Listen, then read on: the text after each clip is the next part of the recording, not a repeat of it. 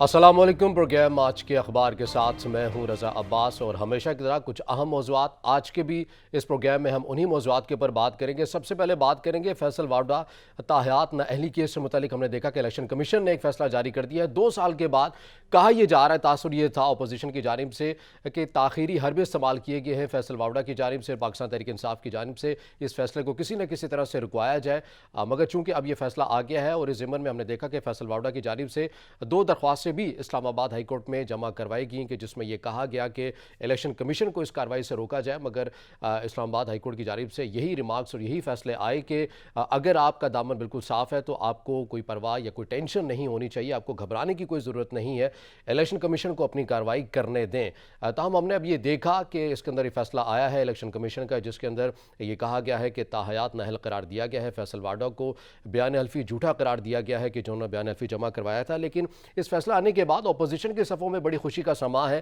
یہ تاثر کہیں نہ کہیں اپوزیشن دینے کی کوشش کر رہی ہے کہ جس ہاتھ کی بات وزیر داخلہ کرتے تھے کہ عمران خان کے سر کے اوپر ہے، وہ ہاتھ یا تو نیوٹرل ہو چکا ہے یا پھر کہیں نہ کسی طرح اپوزیشن کے سروں پر آ چکا ہے، تو بڑا خوشی کا سما ہے اور بڑی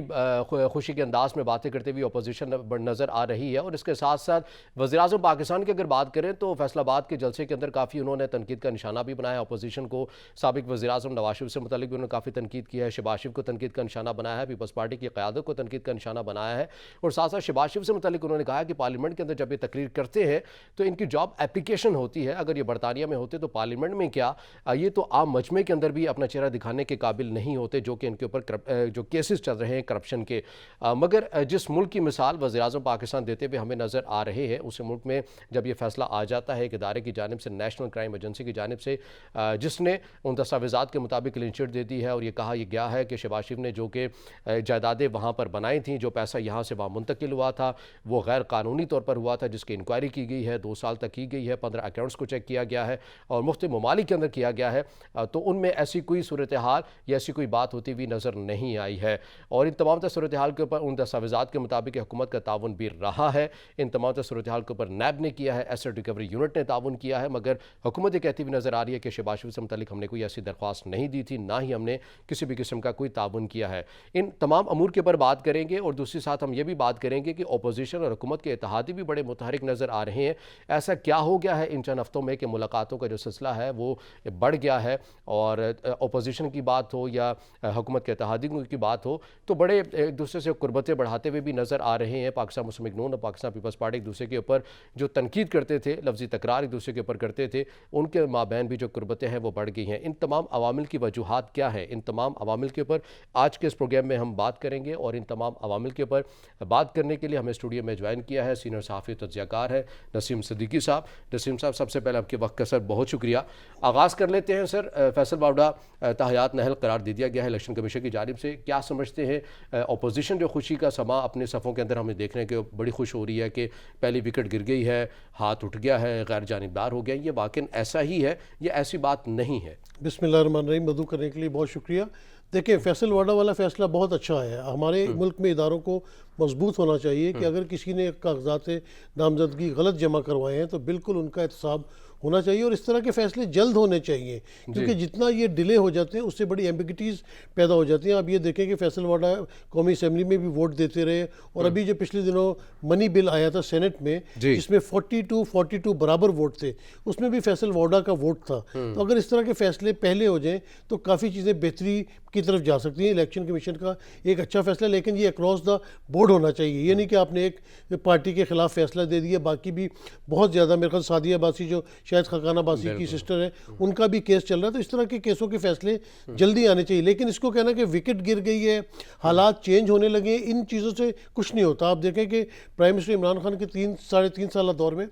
بہت ایسے مقامات آئے یا ایسے واقعات ہوئے جن سے لگ رہا تھا کہ حکومت کمزور ہو جائے گی، لیکن حکومت جو ہے وہ کمزور نہیں ہوئی۔ اور اپوزیشن کو چاہیے کہ کوئی بھی حکومت ہو اس کو 5 سال کام کرنے کا پورا موقع ملنا چاہیے، اور 5 سال بعد جب آپ عوام کے پاس جاتے ہیں تو پھر عوام دودھ کا دودھ پانی کا پانی کر دے گی۔ تو میرے خیال سے یہ کوئی اپوزیشن کی فیور کا فیصلہ نہیں ہے، یہ اداروں کی جو برتری ہے یا ان کی کیا کہنا چاہیے اتھارٹی ہے، اس کے حساب سے ایک اچھا फैसला आया है। लेकिन आपको नहीं लगता कि इस केस के अंदर कहीं ना कहीं ताखीरी हरबे भी इस्तेमाल किए गए हैं, जिस तरह के इस्लामाबाद हाई कोर्ट के अंदर दरख्वास्तें भी जमा करवाई गई हैं, तो फिर ये तासुर गया कि आप अपनी, जब आपकी हुकूमत आई है, जो आप एहतसाब की बात भी किया करते थे, तो जब आपके अपने कारकुन के ऊपर ऐसा केस आया है तो आपने ताखीरी हरबे इस्तेमाल किए, नेशनल कौमी असम्बली से उसको निकाला, सेनेट में लेकर आए, तो फिर ये भी तासुर तो गया। देखिए पार्टी में बहुत सारे लोग होते हैं, वो अपने तौर पे कोई ना कोई चीज़ कर रहे होते हैं, शायद मेरे ख्याल से प्राइम मिनिस्टर के पास या जो भी सरबराह होता है पार्टी के पास,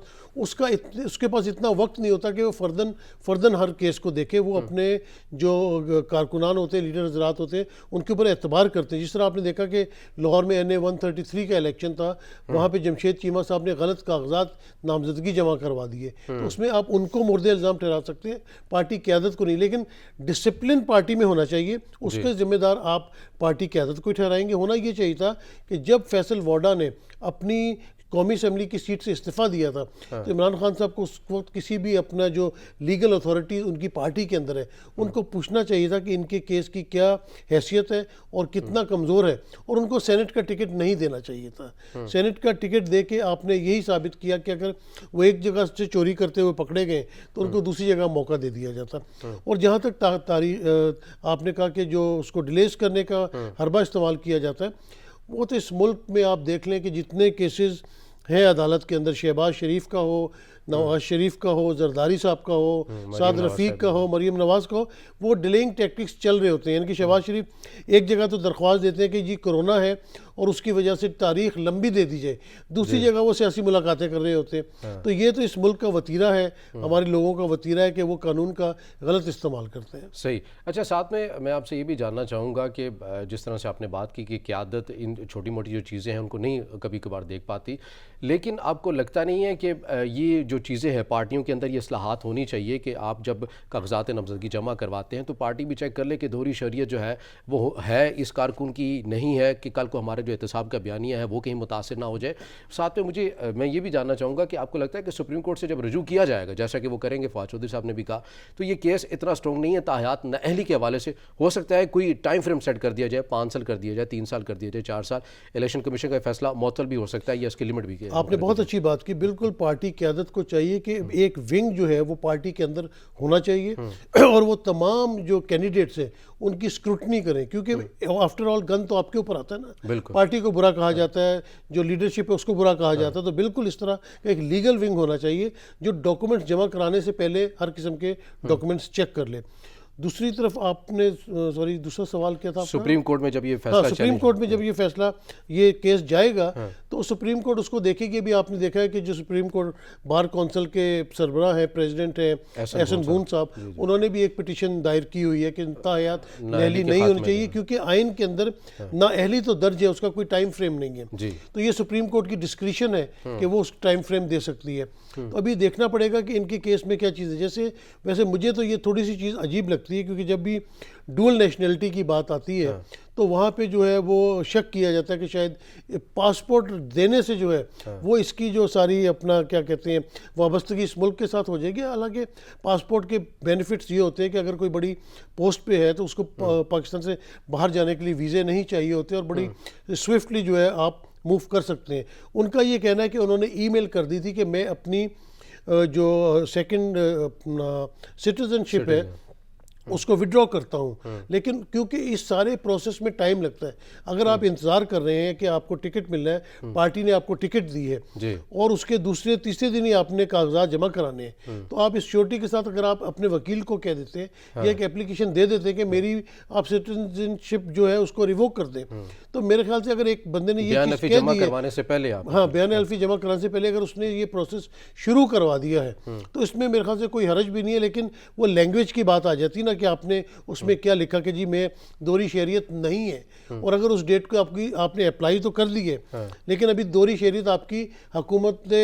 USA ने या UK ने रिवोक नहीं की है, तो फिर वो गलत हो जाता है, क्योंकि उस वक्त तक आप डुअल नेशनल होते जिस तारीख तक वो आपका पासपोर्ट कैंसिल नहीं कर देते। तो सुप्रीम कोर्ट में जाएंगे, सुप्रीम कोर्ट मज़ीद डिटेल के साथ चीज़ें देखेगी, क्योंकि अक्सर हमने देखा है कि इलेक्शन कमीशन के फैसले जो है वो कोर्ट्स ने टर्न डाउन किए। जैसे आप खैबर पख्तूनख्वा में बल्दियाती इंतखाबात انتخابات کا دیکھ لیں جی۔ کہ وہ الیکشن کمیشن نے ڈیلے کر دیے تھے، لیکن کل ہی جو ہے وہ سپریم سپریم کورٹ نے آرڈر دیا کہ نہیں جی آپ اس پہ ٹائم پہ کروائیں. صحیح. تو چانسز ہوتے ہیں انصاف کو آپ کو ملنے کا چانس ہوتا ہے. آپ ہائر کورٹس میں جب جاتے ہیں تو اسی امید سے جاتے ہیں کہ شاید آپ کی بات کو بہتر طور پہ سنا جائے. اسی بات کو آپ کے آگے بڑھاتے ہوئے جس طرح آپ نے کہا کہ اچھی بات ہے کہ ملک میں ادارے جو ہیں وہ خود مختار بھی ہو رہے ہیں، فیصلے بھی دے رہے ہیں. میں چونکہ ابھی مجھے بریک کا کہا جا رہا ہے تو بریک میں جانے سے پہلے میں اب یہ سوال آپ کے سامنے رکھتا ہوں کہ فواد چودھری صاحب نے کہا کہ ہمیں پتہ ہے کہ الیکشن کمیشن سے کیسے فیصلے آتے ہیں، تو یہ تاثر کیوں ہر جماعت دے دیتی ہے کہ جو اگر اس کے خلاف آ جائے تو کہتے ہیں کہ ادارے جو ہیں وہ جانبدار ہیں. یہ سوال میں آپ کے سامنے رکھوں گا، مگر ناظرین یہاں وقت ہے ایک بریک کا، ہمارے ساتھ رہیے گا.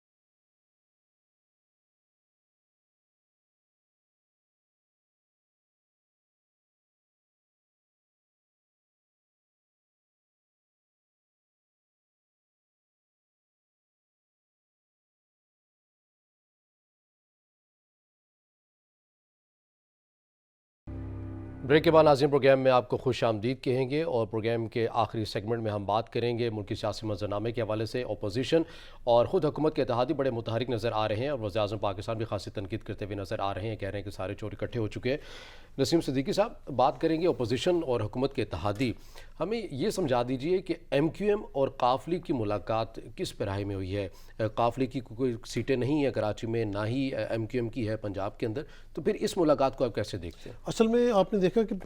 پچھلے دنوں جو بلدیاتی بل تھا سندھ اسمبلی میں، اس کے خلاف ایم کیو ایم بھی بڑی ایکٹیو تھی، جماعت اسلامی بھی تھی، پی ایس پی نے بھی کیا، لیکن ایم کیو ایم نے جو دھرنا دیا تھا وہ اس سے ان کو تھوڑی سی جان مل گئی تھی۔ صحیح۔ تو اب وہ پورے پاکستان لیول پہ، وہ صرف لاہور نہیں گئے، عامر خان صاحب اور وسیم اختر صاحب پہلے اسلام آباد آئے ہوئے تھے، یہاں سے وہ پشاور گئے، پشاور میں جا کے انہوں نے اے این پی سے ملاقات کی، تو وہ اپنا ایک normal M Q M Pakistan کا جو سسٹم ہے ان کا، اس کو ریوائیو کرنے کی کوشش کر رہے ہیں۔ اس کو دوسرے اس پیرائے میں لے رہے ہیں اپوزیشن کہ جیسے وہ ان کے ساتھ ملنا چاہ رہے ہیں، لیکن کیونکہ چھوٹی جماعتیں جو ہیں وہ کسی نہ کسی کے ساتھ مل کے اتحادی ہوتی ہیں اور حکومتیں بناتی ہیں، تو وہ اپنے تعلقات ہر کسی کے ساتھ اچھا رکھنا چاہتے ہیں، کیونکہ ایم کیو ایم کا کل کو پرائم منسٹر نہیں آ سکتا یا سی ایم نہیں آ سکتا، ان کو کہیں نہ کہیں اتحاد میں جانا پڑتا ہے۔ کاف لیگ کا بھی اسی طرح کی، جس طرح ان کی سیٹیں ہیں وہ مکمل طور پہ وفاقی حکومت یا صوبائی حکومت نہیں بنا سکتے، تو یہ ایک سیاست کی چاشنی ہے، اور اس طرح کی چیزیں ہونی بھی چاہیے کہ سیاستدانوں میں آپس میں کتنے بھی اختلافات ہوں،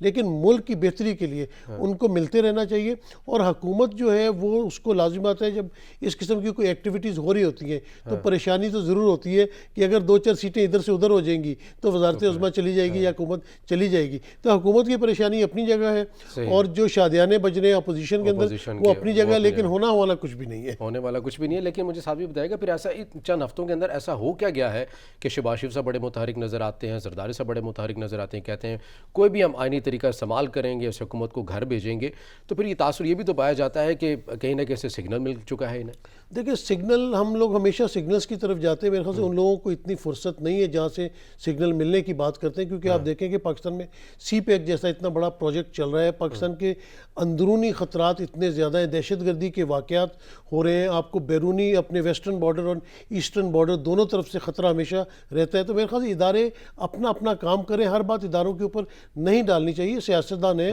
انہیں صبح اٹھ کے انہوں نے نوکری تو کرنی ہوتی ہے کسی نہ کسی کی، بیان بازی انہوں نے کرنی ہوتی ہے، تو وہ کیونکہ الیکشن قریب آتا جا رہا ہے تو وہ اپنی کوشش کر رہے ہیں کہ وہ حکومت پہ زیادہ سے زیادہ پریشر ڈال سکیں، تو اس وجہ سے وہ متحرک ہیں، اور کیونکہ ان کے کیسز بھی ہیں عدالتوں کے اندر، وہاں سے بھی لوگوں کی توجہ جو ہے ہٹانے کے لیے اس قسم کے ہتھ کنڈے استعمال ہوتے ہیں۔ وزیر داخلہ کیوں کہہ رہے ہیں کہ 50 دن بڑے اہم ہیں ملک کی سیاست میں؟ دیکھیں اب ہم ہمیشہ جو ہے نا وہ سوچتے ہیں کہ شاید کوئی سیاست میں ہلچل ہونے والی ہے یا کوئی حکومت چینج ہونے والی، میرے خیال سے ہمیں تھوڑا سا جو فورن پالیسی ہے اس کی طرف بھی دیکھنا چاہیے کہ ابھی پچھلے دنوں چائنا کا وزیر اعظم اپنے وفد کے ساتھ ایک کامیاب دورہ کر کے آئے ہیں، اس کے بعد ابھی یہ رشیا جا رہے ہیں، تو یہ ڈائنامکس جو ہے فورن پالیسی کے حساب سے بھی ڈسکس ہو سکتی ہے کہ آنے والے دنوں میں ہو سکتا ہے امریکہ کا بھی دورہ ہو، تو یہ چیزیں ساری جو سم اپ ہوتی جا رہی ہیں ان کے حساب سے بھی آپ امپورٹنس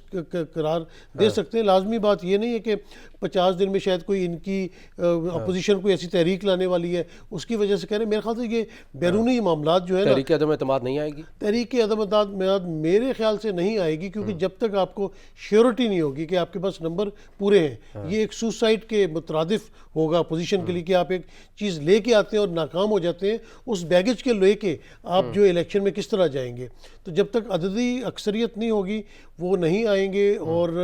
اگر آ بھی جاتے ہیں تو میرے خیال سے ان کو کامیابی نہیں ہوگی۔ وزیر اعظم نے کل فیصل آباد میں جس طرح سید کارڈ اجا کی تقریب سے خطاب کرتے اپوزیشن کو کافی تنقید کا نشانہ بھی بنایا، اسی طرح وہی جو جملے وہ کہتے ہیں کہ چور ہیں، کرپٹ ہیں، سارے چور اکٹھے ہو چکے ہیں، میں انہی کے خلاف جدوجہد کے لیے آیا ہوں، لیکن آپ کو لگتا نہیں ہے کہ اب حکومت میں آ کے عمران خان صاحب کو ایسی جو باتیں ہیں وہ نہ کریں بلکہ آپ ڈیلیور کرنے کی باتیں کریں؟ یہ بتائیں کہ پنجاب میں ہم نے اتنے سرکاری سکولز بنا دیے ہیں، ہاسپٹل بنا دیے ہیں، ملک کے دیگر اضلاع کے اندر ہم نے یہ کام کر دیا، آپ اپنی گورننس کا بتائیں۔ آپ نے بڑی اچھی بات کی، ابھی 2 دن پہلے میں ایک وزٹ کے اوپر گیا ہوا تھا اپنا سکی کناری ہائیڈرل پاور پروجیکٹ، جو کہ 85% مکمل ہو چکا ہے، اور